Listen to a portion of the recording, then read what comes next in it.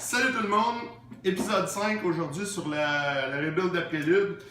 Ce qu'on va faire, c'est qu'on va rebâtir des lumières. En fait, on va leur donner un look un petit peu plus récent. C'est des One Piece, c'est pas de l'HDM, mais ça va faire la job quand même. Le housing, en fait, le fond va rester chrome pour que ça éclaire bien. Ça va devenir noir. J'ai déjà commencé un peu avant la vidéo. J'ai enlevé tout ce qui était caoutchouc, les petites braquettes de montage. Si tu veux les montrer, ces neufs sont là. C'est ça aussi. Ça a déjà été démonté, idéalement, les nettoyer aussi pour quand ça va aller dans le four, pour que ça fonde. Fait que dans le fond, tout ce qui reste à faire avant de commencer de le mettre dans le four, juste de défaire les petits mounting tabs.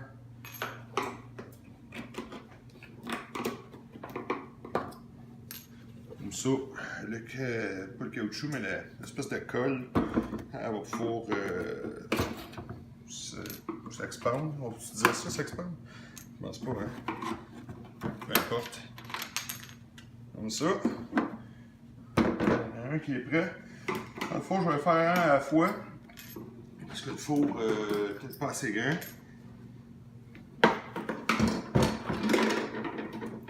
Là, ce qu'on entend dans celle-là, en avant de la lumière, les lumières de jour, il y a un petit morceau qui est brisé. Ça fait longtemps que j'essaie de l'être là. Ils ont servi dans le char de course aussi. Là. Je sais pas si on le voit. Là. Je sais pas si la caméra peut faire focus là-dessus. On le voit bouger. Là. En tout cas, ça, je vais essayer de le réparer. Je sais pas si ça va fonctionner. On va mettre celle-là en premier justement dans le four. En tout cas. OK, fait que l'idée, c'est de mettre ça dans le four pendant 8 minutes à 220. C'est rendu à 165. Le temps qu'on se prépare devrait être rendu à 220. Ça va être pour les deux lumières, ça va être la même affaire.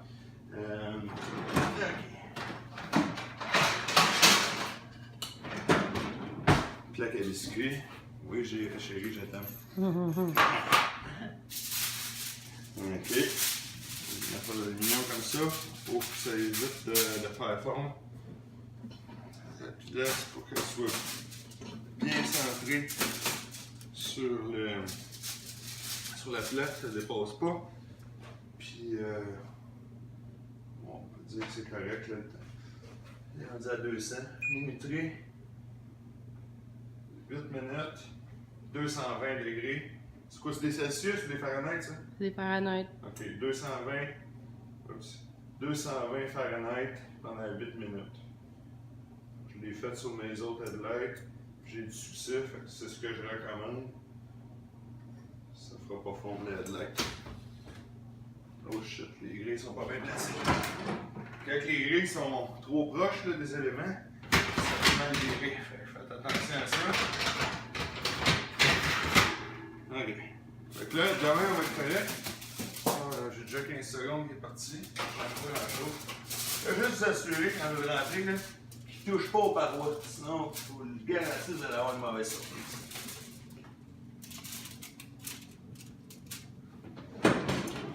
Et voilà. OK. Bon, on va le sortir. C'est le temps. On va juste enlever une minuterie.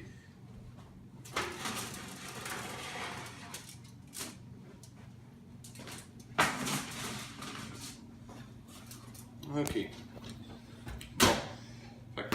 Là, la partie critique, faire attention, être minutieux. Je mets des petits gants aussi, là, parce que ça va être chaud. L'idée, ça va être de faire attention de ne pas craquer la lens en défaisant ça. Les tournevis plus, ça fait très bien la job. Je mets les gants pour ne pas faire de traces de doigts sur la lentille, puis en même temps, ça me protège les mains. C'est bien ça. Un coup que vous avez réussi à le défaire, ça se défait pratiquement tout seul. Juste à tirer.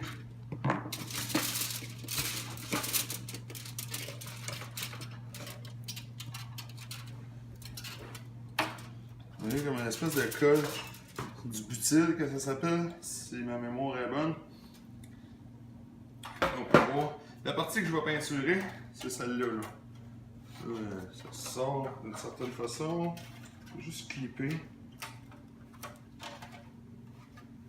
Ah non, ok, c'est pas clipper, c'est vissé. Il y a 2 vis ici. De toute façon, je vais attendre que ça refroidisse.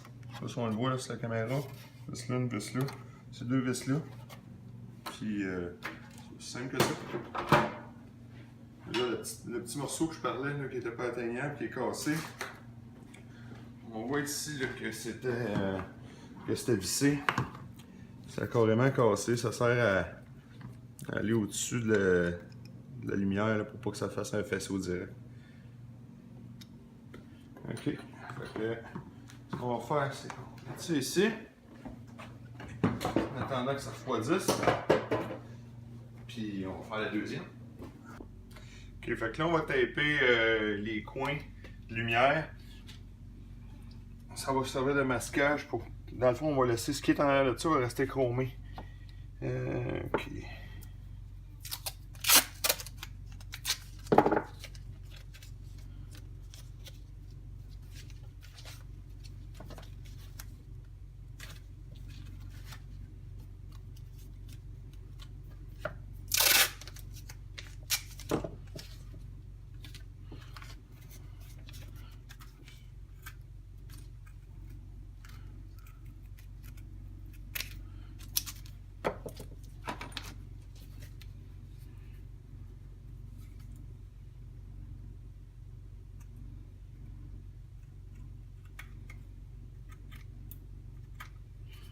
Job un peu plus précise en fait. Ça va être mieux. Un coup que ça c'est fait, on va retourner l'autre côté. Tout simplement les réinstaller ici dans les coins. Fait que, comme ça. Comme ça. Fait qu'il clip. Puis là ça va masquer. On ne devrait pas avoir de peinture. La partie qui est restée chromée. Comme ça, on ne l'a pas fait sur vidéo, là, mais j'ai passé un Scotch-Brite à grandeur pour les scoffer. Ce qu'on va faire, là, idéalement, on ne met pas trop nos doigts comme que je viens de faire ici. Là. On va faire du primer, une couche de primer, 2 couches fines de peinture noire semi-lustrée. Ça va donner un fini impeccable. L'idée, là, c'est d'un peu d'arriver comme à faire comme ceux-là. Donner cet effet-là. À la fin, on devrait avoir un look qui ressemble à ça. Sauf que ceux-là, c'est des beaux headlights HDM. Fait que ceux-là, c'est des copies, mais ça va faire la job pour la pilule de.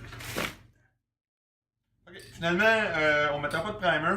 Dans mon inventaire, j'avais ça ici, là, il me reste de canette, il va en avoir en masse pour faire ça. La fusion, l'acrylon fusion pour le plastique. Pas besoin de primer, je fais la peinture directe dessus. Ça va être mieux, l'adhérence va être meilleure. L'adhésion, l'adhérence, whatever, l'adhérence, l'adhésion, c'est important. Que si je le faisais sur le primer directement après ça. Donc, on va y aller avec 2 couches fines. L'idée, c'est de ne pas en mettre beaucoup. Ça a l'air de ne pas couvrir, mais si vous en mettez beaucoup, le problème, c'est que ça va couler, ça va faire une job de merde, vous êtes obligé de sabler, puis vous êtes obligé de recommencer. C'est toujours mieux de le faire de bonne façon.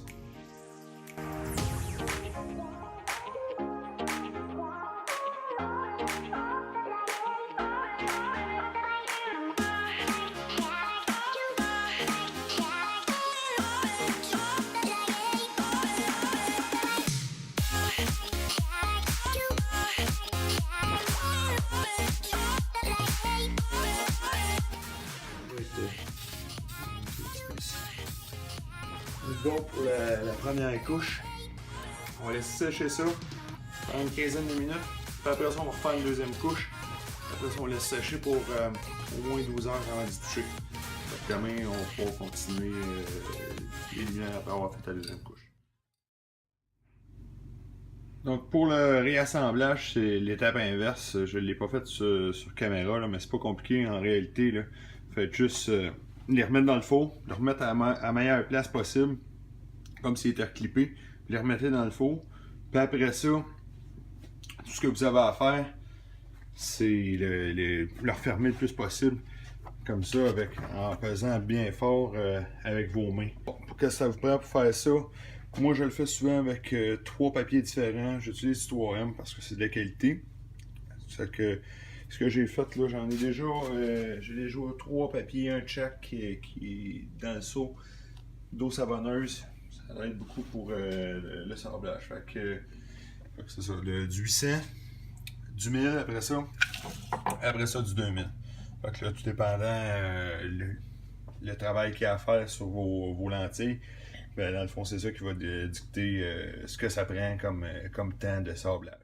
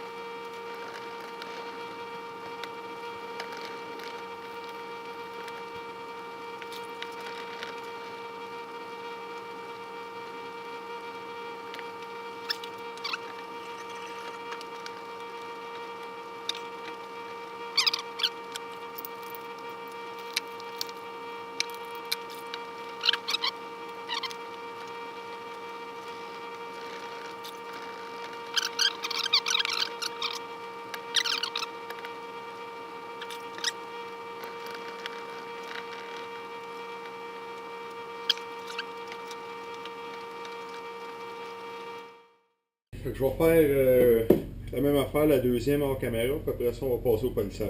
On peut voir les lumières, ça fait quasiment peur. On se dit tabarnak, je suis pire qui était. Mais vous allez voir après le polissage, là, mes produits de polissage justement, j'utilise Simon, c'est pas le meilleur en fait, j'aimerais mieux avoir du Meguiar, mais ça fait vraiment la job, surtout pour les lumières. Fait que Simon, étape 1, celle du compound. Ensuite, polissage sur l'étape 2. Puis je finis. Il y a eux autres qui ont l'étape 3 sans mayonnaise, mais en fait c'est de la cire. Fait que je finis avec une cire de meilleure qualité, de la Meguiar Gold Class.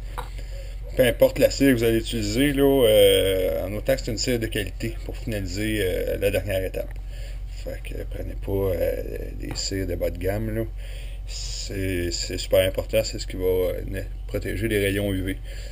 Ce que certains font, ils vont mettre une couche de clear sur la lentille. Moi, je fais pas ça. Si vous les serrez souvent, ça ne sera pas nécessaire. Puis c'est plus facile à faire aussi.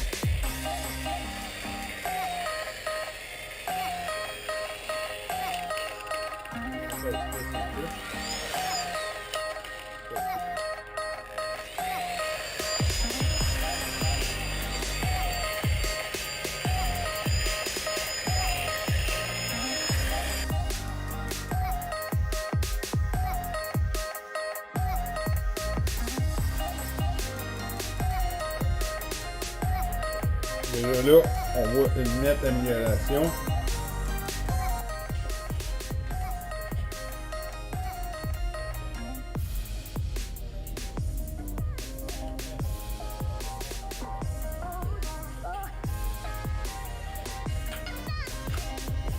Je vais faire tout de suite, étant donné que j'ai ce pad-là, ce comprendre-là, je vais faire tout de suite l'autre lumière. Je sais pas si vous pouvez le voir là.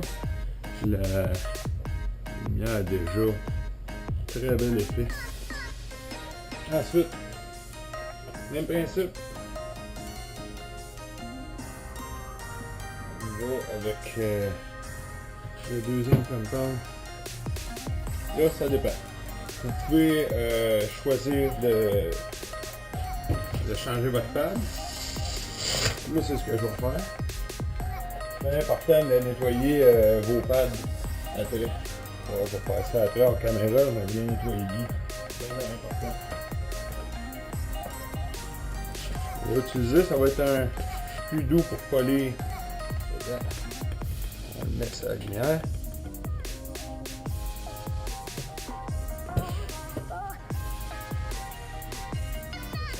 Je répète le même procédé.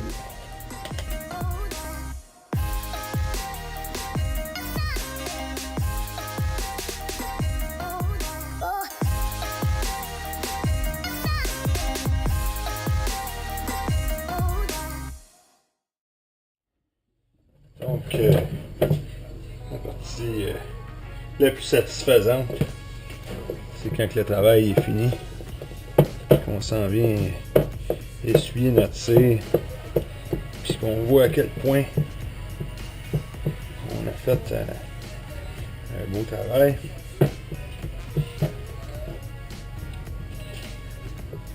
Sentiment du travail bien fait. C'est dur à battre.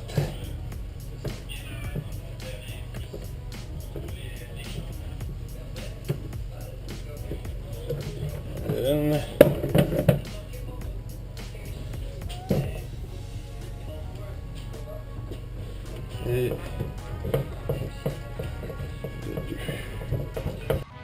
voilà le travail. Quand vous avez fini, satisfaction d'avoir fait un bel job de même. Puis une vraie restauration de lumière. Puis un rajeunissement en mettant les black housing. L'effet va être super beau.